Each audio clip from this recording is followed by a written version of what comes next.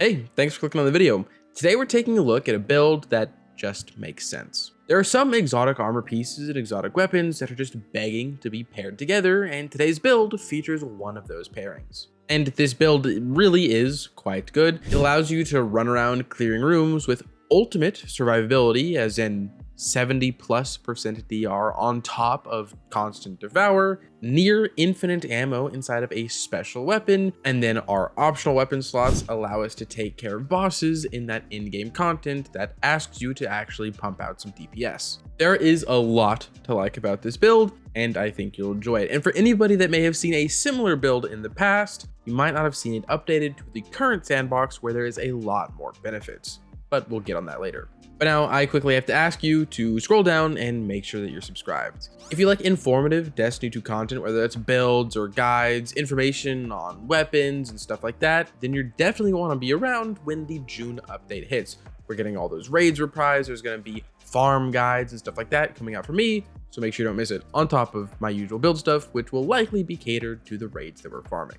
My goal is to hit 50,000 subscribers before the end of 2026, and while I do think I offer enough content to be worthy of a subscription, I do need your help to hit that goal. I also stream 3 to 4 times over on Twitch, and I have a Discord server linked down below that I'm trying to grow both those communities. And of course, Twitch and Discord are probably the best way for you to interact with me if you wanted to say hi or ask me questions. And then lastly, for the knowers out there, if you can, you should hype the video. But now, enough about what you can give me. I can also give you a little bit, and that comes in the form of a dim link down in the description. That way you can click a link and get this build for yourself. And there are also timestamps down there, that way you can skim through this video, skipping to certain sections, whether it's armor mods, the artifact, whatever, and get that information easily too. But with that said, that's all the non-build stuff I'm going to talk about. Now, we can dive straight in, starting with the exotic weapon. This one being the Void Shotgun Slayer's Fang. This is a craftable exotic acquired from the Kel's Fall exotic mission, and we're actually going to start with secondary perk as it's always active. It reads, rounds from this weapon shatter into submunitions on impact, strong against overload champions. In game, we can look at this, and this perk makes it feel very unique compared to other shotguns. First thing is that this shotgun shoots ricocheting projectiles rather than just normal pellets, and these projectiles do have a degree of tracking to them, allowing you to pretty lazily shoot near targets or through them to get collaterals and multi-kills with one trigger pull. Also, as the description stated, it is good against overloads, meaning we can stun them. And then the last cool thing about this shotgun is that it is a magazine-based shotgun, meaning that pressing reload once will reload all the bullets rather than just one at a time. And then for the last and final bit of unwritten information about Slayer's Fang, this shotgun kind of prints out ammo bricks. Because we can easily get multi-kills in one shot, we fill up our special ammo meter very, very quickly. It is not difficult by any means to make more ammo than we actually use. But now back into the weapon itself, its main exotic perk reads, dealing final blows to target grants Night Sworn Sight. During that time, final blows grant true sight, reload speed and precision damage is increased, and submunitions weaken targets. So for the first part of the exotic perk, if we score a kill, we can see Night Sworn Sight activate. This causes our shotgun projectiles to weaken on hit, we deal plus 15% precision damage, and we have a fast reload, while also any kills giving us a little bit of true sight. Ultimately though, we appreciate Night Sworn Sight because of the 15% debuff and the 15% damage increase. It's like a classic damage perk with a lot more happening. But now for the last bit about this exotic, as a craftable weapon, it has access to different catalysts. But the one that we run here is Repulsor Brace, which will give us a Void Overshield when defeating a Void debuff target. So the shotgun also gives us a Void Overshield whenever we kill anything that we weaken. But now moving on from our exotic weapon, we're going to immediately take a look at our exotic armor piece. And there's only one that is begging to be paired with this exotic, and that's one that gives us near infinite 70% damage resist, which is of course no backup plans. These exotic gauntlets read, while you have a Void super equipped, rapid shotgun final blows or defeating a powerful combatant with a shotgun will grant a Void Overshield and start health regeneration. While you have a Void Overshield, shotguns deal additional damage and shotgun final blows refresh the Overshield. Provides a moderate benefit to shotgun airborne effectiveness and reload speed. So first looking at how this exotic armor piece grants this build Void Overshields, upon scoring 3 kills, we'll be granted an Overshield and begin regenerating our health. This is a great effect, but we actually usually get the Void Overshield sooner, thanks to Slayer's Fang having Repulsor Brace, and yeah, when that Overshield is up, all damage sources are reduced by 70%. But the main reason we run this exotic is for part 2 of the exotic perk, where we get increased damage while we have an Overshield. For simply having one active, our shotguns deal 35% more damage, and this stacks with everything. And then for the last little bit, while an Overshield is active, shotgun kills completely refresh it and the timer. So yeah, on the weapon side of things, we are increasing our outgoing damage, and then our exotic armor piece doubles down and increases our outgoing damage even more, while also boosting our survivability. This is a lovely pairing, and it's almost where the build could end. But continuing forward, to flesh out this build a lot more, we have our subclass. We do end up on Prismatic as a fallback in case we need to clear rooms or do boss damage without just using a single shotgun. Our super does need to be Twilight Arsenal, otherwise our exotic armor piece just wouldn't work. Our class ability is Thruster, just because I like it. Our melee ability is Frenzied Blade for its 3 charges, not really about the ability itself. And then our grenade is Glacier Grenade because it deals pretty good damage and fills a lot of our darkness meter. As for our aspect options, there's no surprises here. Our first one is Knockout. This aspect says that upon breaking a shield or critically wounding an enemy, it's going to activate. And when activated, our melee will lunge further and deal more damage. And then the aspect also says that melee kills will heal us while making us amplified. To show it off in game, if we kill one enemy, Knockout is going to activate. Then we can just run around punching to heal us and make us amplified, which is really important because if you didn't know, amplified makes us tankier by granting us 15% damage resistance, as well as making us more evasive, literally. But then we have our second aspect, and this one feeds into Knockout, with this one being Consecration. This aspect says that while sliding, we can activate our melee to do an uppercut that releases a Scorching Wave. Then we can activate our melee again in the air to slam down, releasing another wave that ignites anything that's scorched. In game, we can use this ability and see that it deals big damage.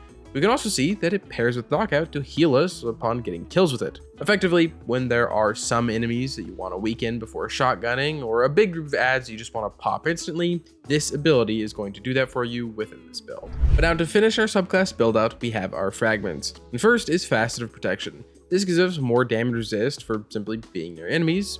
Then Fast of Courage, so that our light abilities deal a bit more damage to dark debuffed enemies. This is really great for our super. Next is Fast of Dawn, so that our consecrations or our knockout punches make us radiant. This buffs our weapon damage by 20% and allows them to pierce barriers. And then lastly, we use Fast of Purpose, as with a Void super, orbs will give us Void Overshields. Not super necessary, but it's another source for some redundancy when we do want to increase our shotgun damage. So now that we're done with our subclass, we need to talk about our other weapon options. And when it comes to boss damage, we want to fill out our kinetic and heavy slots with something kind of mindful towards that, as Slayer's Fang itself doesn't have that great of reserve ammo, so it's not a boss nuker, really. To that end, what I find myself using is Mint Retrograde, a rocket pulse within the kinetic slot, and something like the A499 if I need it within my heavy slot. For most of us though, you could probably just keep your boss damage weapon to your heavy.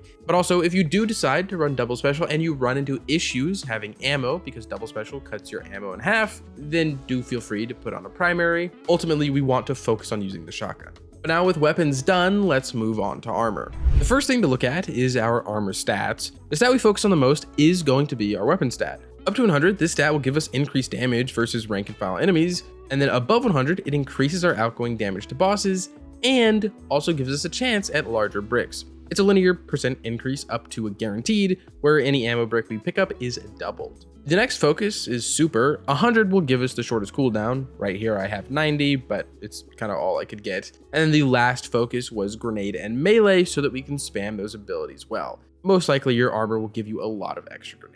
Now though, since we don't need a specific armor set, our last bit here for armor is armor mods. On the helmet, we run 2 special finders for more ammo and a void siphon for orbs from Slayer's Fang kills. Our arms get too heavy-handed, so we make orbs on melee kills with a shorter cooldown. Our chest piece gets resist and an ammo generation mod because we want all the ammo we can get. Our legs have a better already, so that we begin health regeneration upon orb pickup. This actually cannot be interrupted if we have an overshield active, which is pretty cool, even if we take damage. Then we run an invigoration to get melee energy on orb pickup, and then a void scavenger, so we get, yes, even more ammo.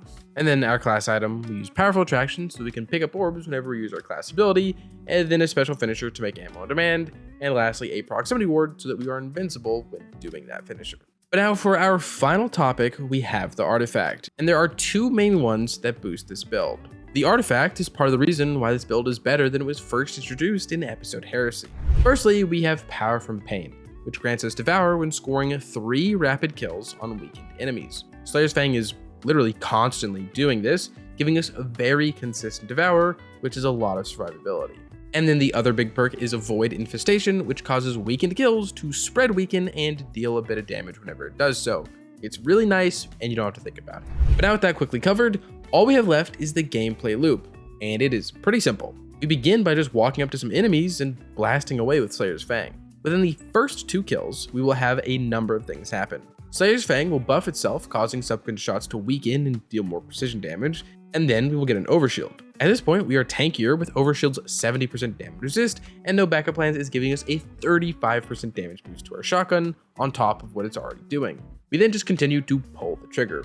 After 3 or 4 kills, we're going to trigger Devour, which is healing us on every kill, even if you can't see your health bar, thanks to our infinite overshields. And thanks to no backup plans, every kill is also refreshing that void overshield. You should be able to run through all manners of enemies with that combo of tanky plus lethal. But when we do see a mini boss or a boss, something like a champion, using our consecration is a good idea as that deals tons of damage and further buffs our shotgun by making us radiant. And then against our real bosses, our super and other weapons will do the trick there. But even Slayer's Fang itself isn't that bad if you can aim for the head. Ultimately though, we just want to run around maining Slayer's Fang and reap the immense benefits. Remember that the ammo generation stat is insane, so you absolutely can use this as a primary weapon and just take out every enemy that you see. But I think that's all I have to say today. This is a very fun build, a little bit more casual, but I love it a ton, and it's super, just a very nice pairing. It just makes sense. Now, with that said, thank you for getting this far into the video. Your viewership is greatly appreciated. Remember that I'm trying to hit 50,000 subscribers by the end of the year.